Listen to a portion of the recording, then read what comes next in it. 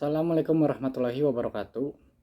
Nama saya Faisal Salahuddin Tirta Sasmita, NPM 10090316124 dari Fakultas Ekonomi dan Bisnis, Prodi Manajemen.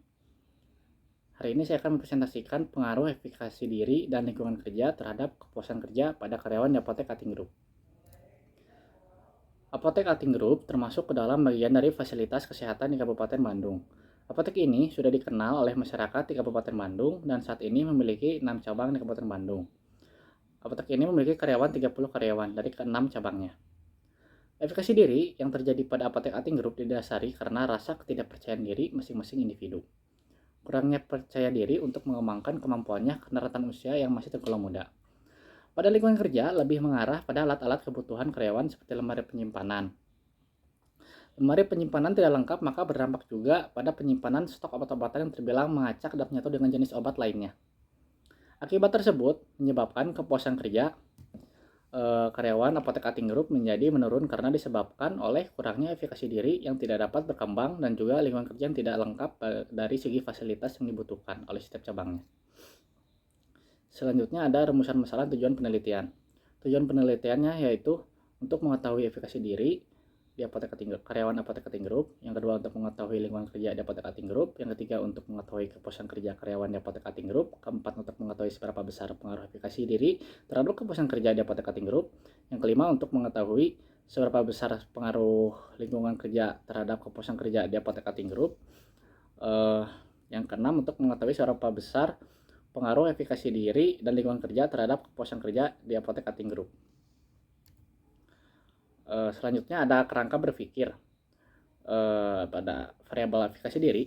Dimensi ini mempunyai tiga dimensi, yaitu menurut Bandura yaitu tingkat, kekuatan, dan generalisasi. Dan dalam variabel lingkungan kerja mempunyai dua dimensi menurut Siagian dalam Sidarmayanti, yaitu lingkungan kerja fisik dan lingkungan kerja non fisik.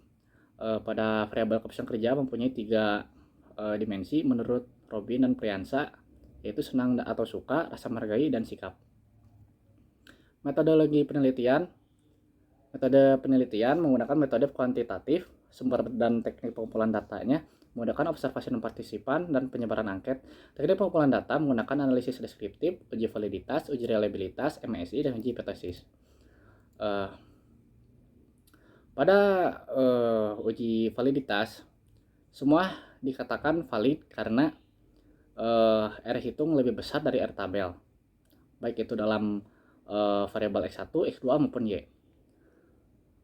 Dan dalam uji reliabilitasnya dikatakan reliable karena alpha Cronbach-nya lebih besar daripada nilai kritis, yaitu 0,0. Pada koefisien korelasi X1 terhadap Y, nilainya itu 0,593, yang kategori intervalnya masuk kepada di antara nilai 0,4 sampai 0,599 yang kategorinya adalah sedang. Dan untuk nilai koefisien X2 terhadap Y, korelasi mempunyai nilai sebesar 0,852 yang kategori intervalnya masuk kepada di antara nilai 0,8 dan 1 sampai 1 yang kategorinya adalah sangat kuat. Dan untuk analisis regresi linear berganda, nilai konstantanya 4,034, efikasi dirinya 0,247, lingkungan kerjanya 0,687. Yang artinya jika X1 dan X2 meningkat, maka Y pun akan ikut meningkat karena regresinya yaitu positif.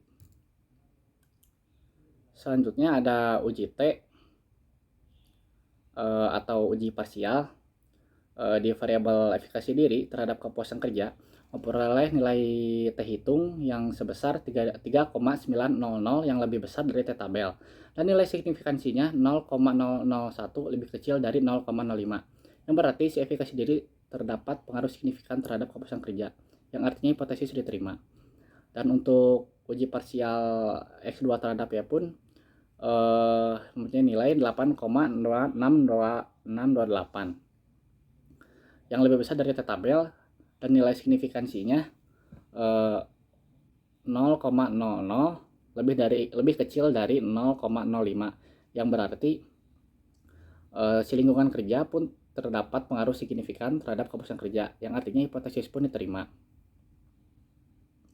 Untuk uji simultan atau uji F, di variabel efikasi dan lingkungan kerja terhadap kepuasan kerja memiliki hasil F hitung sebesar 51,571 yang berarti lebih besar dari F tabel, yaitu 3,35.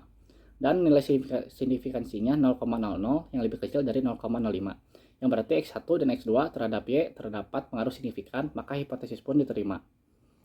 Untuk koefisien determinasi, X1 dan X2 terhadap Y memiliki nilai R-square 0,793 atau 79,3%, yang sisanya itu 20,7% adalah variabel lain yang tidak diteliti.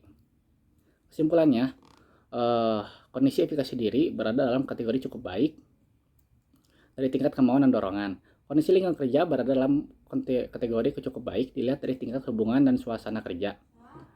Kondisi kepuasan kerja berada dalam kategori cukup baik dilihat dari rasa senang atau suka dalam menyelesaikan setiap tugas kerja. Pengaruh yang keempat itu pengaruh efikasi diri terhadap kepuasan kerja memiliki hasil positif dan signifikan, artinya apabila efikasi diri yang meliputi kemauan dan dorongan mengalami kenaikan, maka kenaikan juga kondisi senang atau suka.